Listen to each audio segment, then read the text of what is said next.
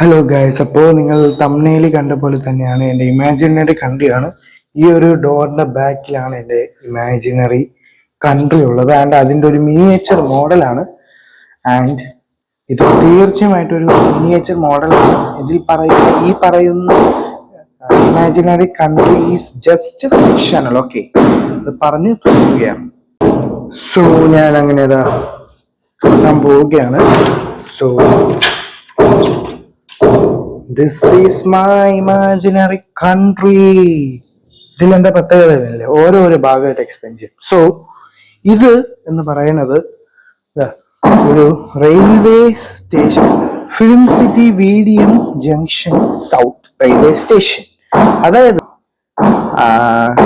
ആ ഒരു റെയിൽവേ സ്റ്റേഷനാണ്. ഇതാണ് ആ റെയിൽവേ സ്റ്റേഷനിലേക്കുള്ള എൻട്രൻസിൽ അവിടെ 3 ഭാഷയിലെ ബോർഡ് വെച്ചിട്ടുണ്ട്. ഇത് ഐ ലവ് ഫിലിം സിറ്റി. ഇതൊക്കെ ട്രെയിനിന്റെ പണ്ട് ഫിലിം സിറ്റിയിലൂടെ ഒരു ട്രെയിനാണ്. ഇത് ബേസിക്കലി പിഗി ബാൻ ആണ്, പക്ഷെ ഞാൻ ഇപ്പൊ ഇവിടെ വെച്ചിരിക്കുന്നുള്ളൂ. ഇവിടെ ഒരു ടൂറിസ്റ്റ് ട്രെയിനാണ്, 4 ടയർ ട്രെയിൻ. ഇതാണ് സ്റ്റേഷന്റെ എൻട്രൻസ്. ഒരു ട്രയാങ്കിൾ രൂപത്തിലാണ്. ഇത് ബസ് സ്റ്റാൻഡ് ആണ്. അതായത് ബസ് ഇപ്പം ട്രെയിൻ വേണ്ട സമയമാകുമ്പോഴത്തേക്ക് ഇതൊരു ബസ് സ്റ്റാൻഡ് ഉണ്ട്. ആ ഒരു ബസ് സ്റ്റാൻഡാണ് ഇത്.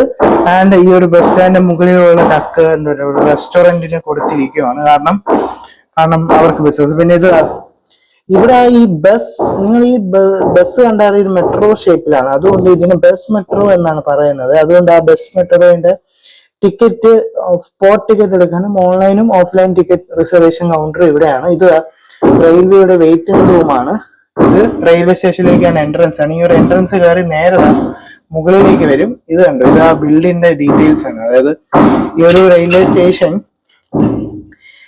ഇത് റെയിൽവേ സ്റ്റേഷൻ എൻട്രൻസ് ആണ്. റെയിൽവേ സ്റ്റേഷൻ ടാക്കിൾ ഞാൻ കാണിച്ചു തരാം. റെയിൽവേ സ്റ്റേഷൻ ഓരോരോ ഭാഗമായിട്ട് ഞാൻ കാണിച്ചു തരാം. അപ്പൊ ഈ ഒരു റെയിൽവേ സ്റ്റേഷൻ ഇനോഗ്രേറ്റ് ചെയ്തത് ഫിലിം സിറ്റി ഡെമോക്രാറ്റിക് നേഷന്റെ പ്രൈം മിനിസ്റ്റർ ആണ്.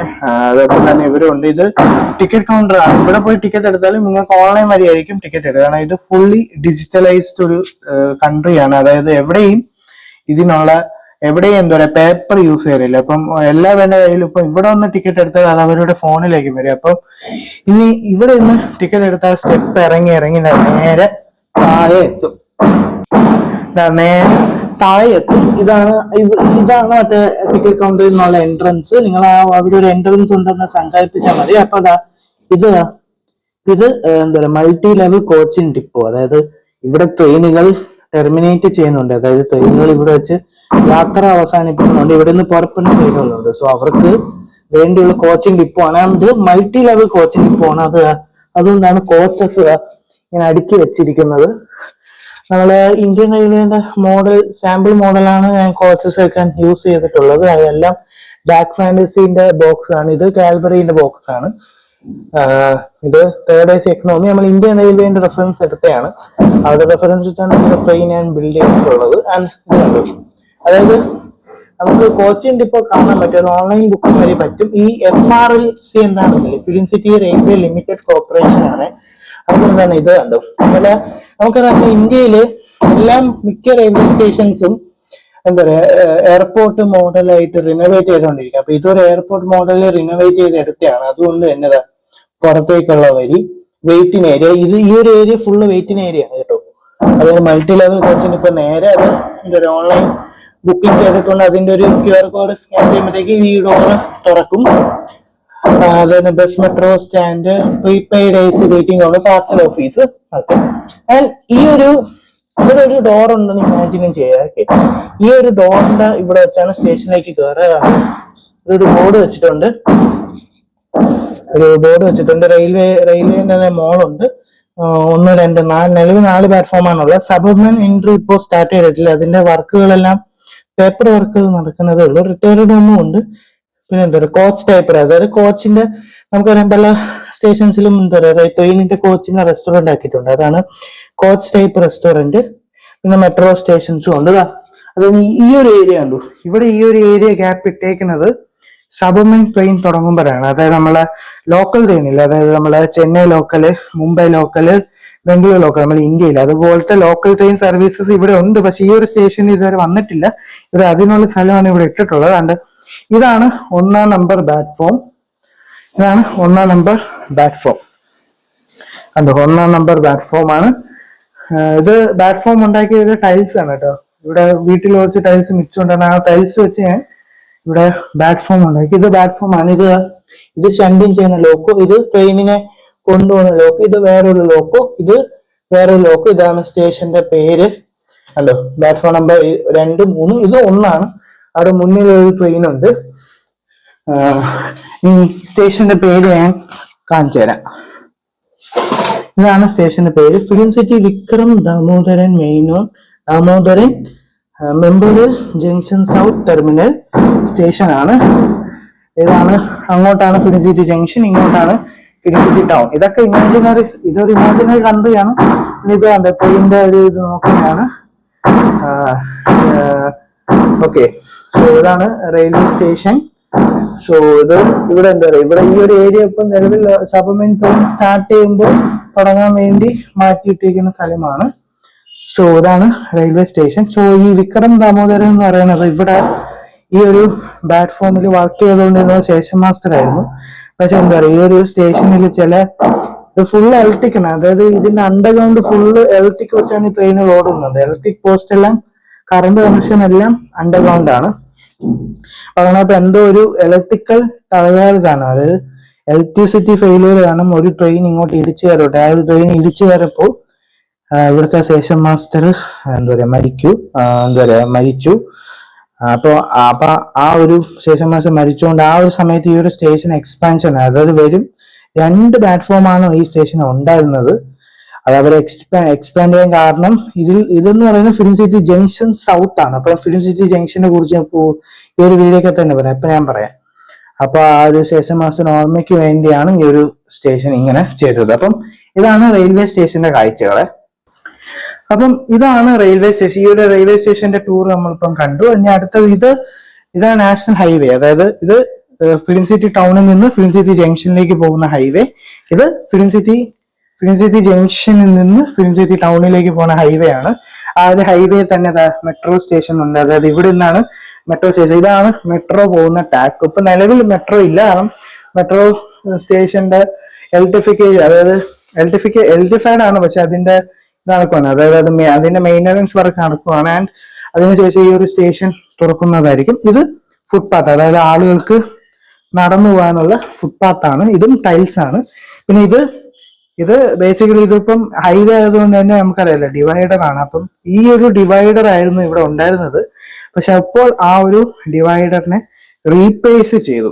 ആ ഒരു ഡിവൈഡറെ റീപ്ലേസ് ചെയ്ത് ഇവിടെ ഇപ്പം ടാം സർവീസ് ഇല്ലേ, ആ ഒരു ടാം സർവീസിന് വേണ്ടി ആ ഒരു മാറ്റിയിട്ടുണ്ട്. അതോടൊപ്പം തന്നെ ഇപ്പൊ ഏതെങ്കിലും വണ്ടിക്ക് ഇവിടെ ഒന്ന് തിരിയണമെങ്കിൽ ഈ ഒരു ടാക്ക് ഇങ്ങനെ മാറും. അപ്പൊ വണ്ടിക്ക് എന്താ പറയുക, സുഖമായിട്ട് അങ്ങോട്ട് തിരിയാം, അവിടെ നിന്നുള്ള വണ്ടിക്ക് ഇങ്ങനെയും തിരിഞ്ഞു വരാം. അപ്പൊ ആ ഒരു ടെക്നോളജിയാണ് ഇതിൽ അപ്ലൈ ചെയ്തിട്ടുള്ളത്. ആൻഡ് ഇത് ഹൈവേ ഓഫീസാണ്. നിങ്ങൾക്ക് ബോർഡ് വായിച്ചാൽ അറിയാം, 4 ഭാഷകളിലുണ്ട്. ഇനി അടുത്തത് ഫിലിം സിറ്റി ഡെമോക്രാറ്റിക് നേഷന്റെ ഒരു പ്രൊഫൈൽ പോയിട്ട് ഞാൻ പ്രിപ്പയർ ചെയ്തിട്ടുണ്ട്. അതിന്റെ ലിങ്ക് ഞാൻ ഡിസ്ക്രിപ്ഷൻ ബോക്സിൽ കൊടുത്തേക്കാം. ഒരു കാൻവേന്റെ ലിങ്ക് ആണ്.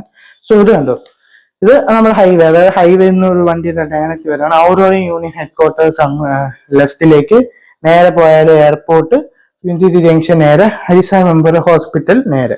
ഈ ഒരു ഹരിസാർ മെമ്മോറിയൽ ഹോസ്പിറ്റൽ വരെയുള്ള ഹരിസാർ മെമ്മോറിയൽ ഹോസ്പിറ്റലും ഔറോറ യൂണിയൻ ഹെഡ്ക്വാർട്ടേഴ്സ് ആണ് നിലവിൽ ഈ ഒരു വെച്ചിട്ടുള്ളത്. അതായത് ഫിലിം സിറ്റി ജംഗ്ഷൻ എന്ന് പറയുന്നത് ഫിലിം സിറ്റിയിലെ ഒരു വൺ ഓഫ് ദ മേജർ സിറ്റിയാണ്. ആ ഒരു മേജർ സിറ്റിയിൽ 8 പ്ലാറ്റ്ഫോം ഉള്ള റെയിൽവേ സ്റ്റേഷൻ ഉണ്ട്. പക്ഷെ 8 പ്ലാറ്റ്ഫോം ഉള്ള റെയിൽവേ സ്റ്റേഷൻ ആണെങ്കിലും അവിടെ ട്രെയിനുകളുടെ എണ്ണം കൂടിയതുകൊണ്ട് തന്നെ ഒരു ഫിലിം സിറ്റി ജംഗ്ഷൻ നോർത്ത് എന്ന് പറഞ്ഞ വേറൊരു സ്റ്റേഷൻ അതായത് ഓൾറെഡി ഉണ്ടായിരുന്ന ഒരു സ്റ്റേഷനെ അവരിപ്പോ അത് 6 പ്ലാറ്റ്ഫോം ആക്കി വിളിക്കുന്നത്. പക്ഷെ എന്നാലും ട്രെയിൻ തിരക്കുകൾ, കാരണം ഈ ഒരു ഫിലിം സിറ്റി ജംഗ്ഷൻ എന്ന് പറയുന്നത് ഫിലിം സിറ്റി ഡെമോക്രാറ്റിക് നേഷന്റെ ഫ്ലാഗ് ആണ്. ഫ്ലാഗ് ഞാൻ ഇവിടെ സൈഡിൽ കൊടുത്തേക്കാം. ആ ഒരു അപ്പം ഇത് എന്ന് പറയുന്നത് സൗത്ത് ക്യാപിറ്റൽ ആണ്. Welcome to film city junction, capital letters, അല്ലെങ്കിൽ south capital of film city. അപ്പൊ ഫിലിം സിറ്റിക്ക് മൊത്തം 4 ക്യാപിറ്റൽ ഉണ്ട്. ആ 4 ക്യാപിറ്റൽ സൗത്ത് ക്യാപിറ്റൽ ആണ് ഈ ഫിലിം സിറ്റി ജംഗ്ഷൻ. പക്ഷെ ഇത് സൗത്ത് ക്യാപിറ്റൽ ആയിട്ട് പ്രഖ്യാപിക്കുന്ന മുമ്പ് തന്നെ ഫിലിം സിറ്റി ജംഗ്ഷൻ എന്ന് പറയുന്ന ഈ ഒരു സ്ഥലം എന്താ പറയാ 8 പ്ലാറ്റ്ഫോം ഉള്ള റെയിൽവേ സ്റ്റേഷൻ ആയിരുന്നു. ആദ്യം 5 അത് പിന്നെ 8 പക്ഷെ അത് 8 ഇവിടുത്തെ ട്രെയിനുകളുടെ തിരക്ക് കുറയ്ക്കാൻ പറ്റുന്നില്ല. അതുകൊണ്ട് അവര് നോർത്ത് ഭാഗത്തേക്ക് ഒരു സ്റ്റേഷൻ കെട്ടി, film city junction north railway station. പക്ഷെ എന്നിട്ടും ആ തിരക്ക് കുറയ്ക്കാൻ പറ്റാത്തത് കൊണ്ടാണ് 2 പ്ലാറ്റ്ഫോം ആയിരുന്ന ഈ ഒരു റെയിൽവേ സ്റ്റേഷൻ അവര് 4 പ്ലാറ്റ്ഫോം ആക്കിയത്. ഇപ്പൊ 4 പ്ലാറ്റ്ഫോം വെച്ചപ്പോ അവർക്ക് ട്രെയിൻ കൺജഷൻ അല്ല അവർക്ക് കൺട്രോൾ ചെയ്യാൻ പറ്റുന്നത്. സോ ഇനി ഈ ഫിലിം സിറ്റി പറയുന്നത്, ഇവിടെ ഫിലിം സിറ്റിയിൽ മൊത്തം 6 പ്രൊവിഷനുകളുണ്ട്. അതായത് നമ്മുടെ സ്റ്റേറ്റ് പോലെ ഇവിടെ 6 പ്രൊവിഷനുകളാണുള്ളത്. 6 പ്രൊവിഷനിൽ ഫിലിം സിറ്റി ജംഗ്ഷൻ എന്ന് പറയുന്നത് സൗത്ത് ക്യാപിറ്റൽ, അതായത് സൗത്ത് പ്രൊവിഷനുള്ള ആളുകൾക്ക് നമ്മുടെ മെയിൻ ഗവൺമെന്റ് ഓഫീസ് ഉള്ള ഭാഗത്തേക്ക് പോകാൻ തന്നെ അവർക്ക് ഇവിടെ ഫിലിം സിറ്റി ജംഗ്ഷൻ വന്ന് അവരുടെ കാര്യങ്ങൾ ഓൺലൈൻ വഴി ചെയ്യാൻ പറ്റും.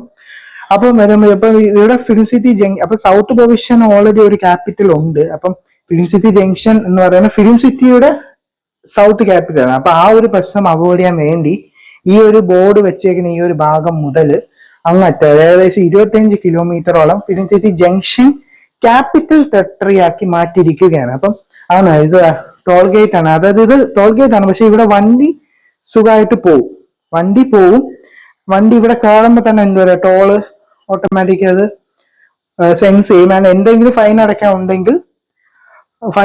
ഉണ്ടെങ്കിൽ അവർക്ക് എന്താ പറയുക ഫോണിൽ തന്നെ കിട്ടും. ഫൈൻ അടച്ചിട്ടില്ലെങ്കിൽ അവർക്ക് ഈ ഒരു ടോൾ ഗേറ്റ് അവർക്ക് പാസ് ചെയ്ത് പോകുമ്പോൾ അവർക്ക് വാണിംഗ് എല്ലാം കിട്ടും. സോ ഇനി നമുക്ക് ഓരോരോ യൂണിയനിലേക്ക് പോകും. അപ്പൊ ഈ ഒരു റോഡ് ഇങ്ങനെ കണ്ടിന്യൂ ചെയ്തു പോകും, അത് ബാക്കി കാണിക്കും. ഇവിടെ ഇഷ്ടംപോലെ കടകളും ഉണ്ട്.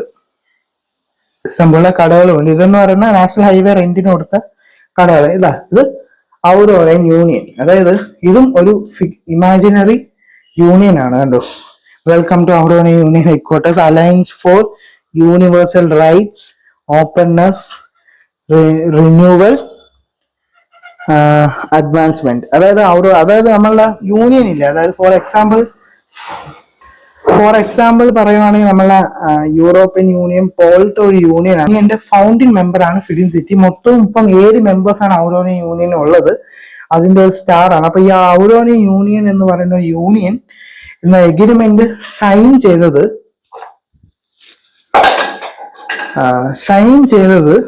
ഇവിടെ വെച്ചാണ്. ഈ ഒരു ഭാഗത്ത്, അതായത് ഈ ഒരു കൊടി നടുക്കല് കുട്ടി, ഈ ഒരു കൊടിയുടെ ബോട്ടം ഇരിക്കുന്നതിന്റെ ഇവിടെയാണ് ഔറോണിയൻ യൂണിയൻ എന്ന് പറയുന്ന ഒരു യൂണിയൻ ഫോം ചെയ്യാനുള്ള എഗ്രിമെന്റ് എന്താ പറയാ ഈ ഔറോണിയൻ യൂണിയന്റെ മെമ്പർ ആയിട്ടുള്ള 7 രാജ്യങ്ങളും തീരുമാനിച്ചു. അപ്പൊ അതിന്റെ ഇതിനു വേണ്ടി ആ ഒരു ഭാഗത്ത് തന്നെ അവർ ഹെഡ്ക്വാർട്ടർ നിർമ്മാണിക്കാൻ തീരുമാനിച്ചു. അപ്പൊ ഹെഡ്ക്വാർട്ടർ നിർമ്മാണിക്കാൻ തീരുമാനിച്ചപ്പോൾ തന്നെ അതെന്താ പറയാ ഫിലിം സിറ്റിയുടെ 4 ക്യാപിറ്റൽ, അപ്പോഴത്തേക്ക് ഔറോണിയൻ യൂണിയൻ വന്ന ശേഷമാണ് ഫിലിം സിറ്റിയിൽ 4 ക്യാപിറ്റൽ എന്ന് പറയുന്ന ഒരു പോളിസി വന്നത്.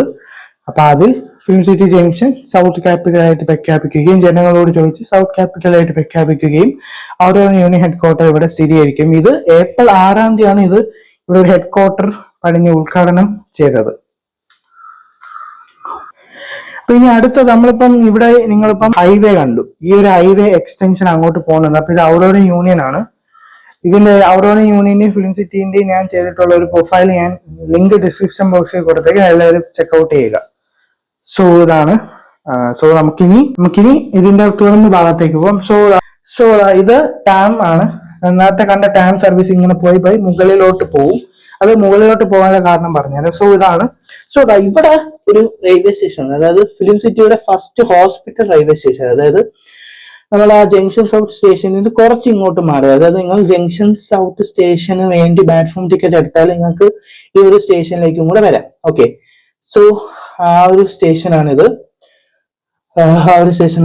ഇതും പ്ലാറ്റ്ഫോം ടൈൽസ് തന്നെയാണ്. ഇത് നടുക്ക് ഇത് കൺട്രോളേ ഉള്ളതാണ്. പക്ഷെ ഈ ഒരു സ്റ്റേഷനിൽ ഇപ്പൊ എന്താ പറയാ ഇലക്ട്രിഫിക്കേഷൻ തന്നെ മെയിൻ്റെനൻസ് വർക്ക് നടക്കുവാണ്. സോ അതുകൊണ്ടാണ് ഈ സ്റ്റേഷൻ ഇങ്ങനെ.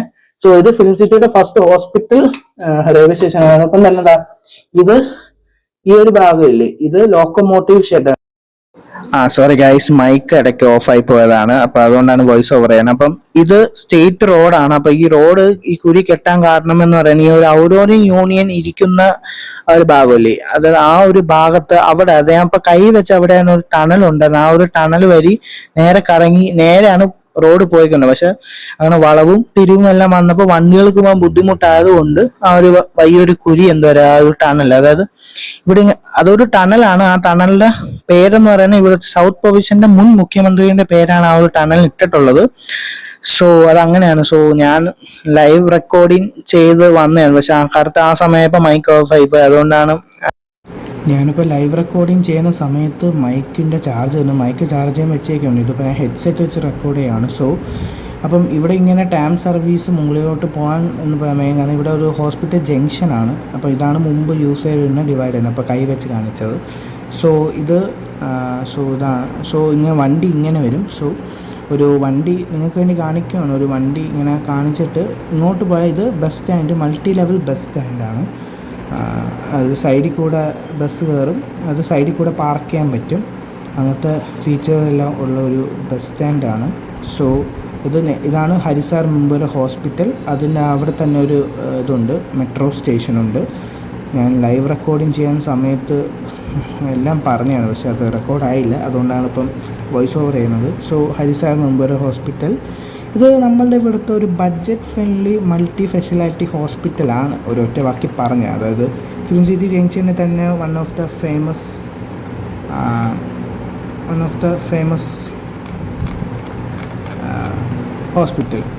അപ്പം ഇത് ഹോസ്പിറ്റൽ, അപ്പം നേരെ പോയ ഹൈവേ നേരെ പോയി കണ്ടിന്യൂ ചെയ്യുക. അതുകൊണ്ട് ഇവിടെ ടാമിൻ്റെ ഡിവൈഡർ വെച്ചാൽ, ടാമിൻ്റെ സർവീസ് നേരെ വെച്ചാൽ അത് എന്താ പറയുക, ജംഗ്ഷൻ അത് ഭയങ്കര ബുദ്ധിമുട്ടായിരിക്കും. സോ വണ്ടി ഇവിടെ ഒന്ന് പാർക്ക് ചെയ്താൽ മതി, അത് ഓട്ടോമാറ്റിക് ചാർജ് ആകും. അതായത് ഇവിടുത്തെ എല്ലാ വണ്ടി ഇലക്ട്രിക്കാണ്. അങ്ങനെ പാർക്ക് ചെയ്യുമ്പോൾ തന്നെ എല്ലാം ഫുൾ ചാർജ് ആകും. ഇത് ബസ്സിന് പാർക്ക് ചെയ്യാനുള്ള സ്ഥലമാണ്. സോ ഇത് മൾട്ടി ലെവൽ പാർക്കിംഗ്, അതായത് ബസ് സ്റ്റേഷൻ തന്നെ അതിൻ്റെ മുകളിൽ മറ്റേ റെയിൽവേ സ്റ്റേഷൻ വന്ന പോലെ റെസ്റ്റോറൻറ്റ് വരും.